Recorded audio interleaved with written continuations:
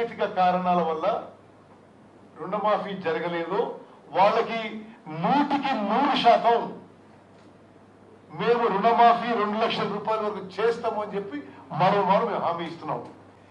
ఎందుకు ఆగినాయి? కొన్ని 1,20,000 అకౌంట్లకి ఆధార్ నెంబర్లు, ఆధార్లో 12 డిజిట్స్ ఉండాలి,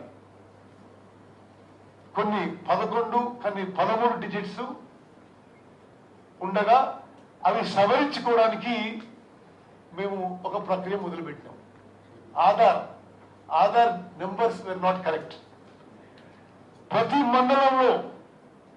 మండలంలో మండల వ్యవసాయ అధికారికి ఆదేశాలు ఇచ్చి ఏ రైతుకైతే రుణమాఫీకి అర్హత ఉండి రాలేదో మీరు వివరాలు తీసుకొని సవరణ చేసి పోర్టల్లో అప్లోడ్ చేస్తే వెంటనే ఆ రైతుకి రుణమాఫీ చేస్తామని చెప్పి కూడా ఆదేశాలు ఇవ్వడం జరిగింది. అదేవిధంగా 161,61,000 కేసుల్లో ఆధార్ కార్డులో లోన్ అకౌంట్ లో పేరు వేరువేరుగా ఉన్నాయి. దానికి రైతుల నుంచి కొంత క్లారిఫికేషన్ ఈ మండల అగ్రికల్చర్ ఆఫీసర్ చేయమని చెప్పడం జరిగింది. వీళ్ళకు కూడా ఆ క్లారిఫికేషన్ తీసుకుని రుణమాఫీ చేస్తాము. అదేవిధంగా 1,00,000 అకౌంట్లలో బ్యాంకు వాళ్ళు ఇచ్చిన వివరాల్లో కొన్ని ఎర్రర్స్ ఉన్నాయి. బ్యాంకు వాళ్ళకి పంపించి మీరు ఇది కరెక్ట్ చేసుకోండి, మళ్ళీ పంపించండి మాకు, ఇది కూడా మేము కరెక్ట్ చేస్తామని చెప్పడం జరిగింది.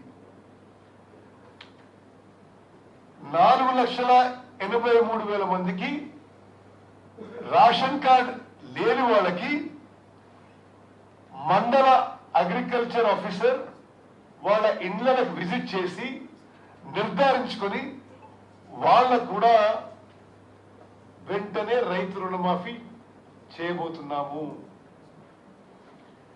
అదేవిధంగా 8 లక్షల అకౌంట్లకి 2 లక్షల కంటే ఎక్కువ రుణం తీసుకున్న వాళ్ళకి, ఉదాహరణకి మీరు 2,10,000 తీసుకున్నారు అనుకోండి, మీరు 10,000 బ్యాంక్ కట్టేసిన వెంటనే మేము 2 లక్షల రూపాయలు ఆ రుణం ప్రభుత్వం పేరు చేసి క్లియర్ చేస్తాము.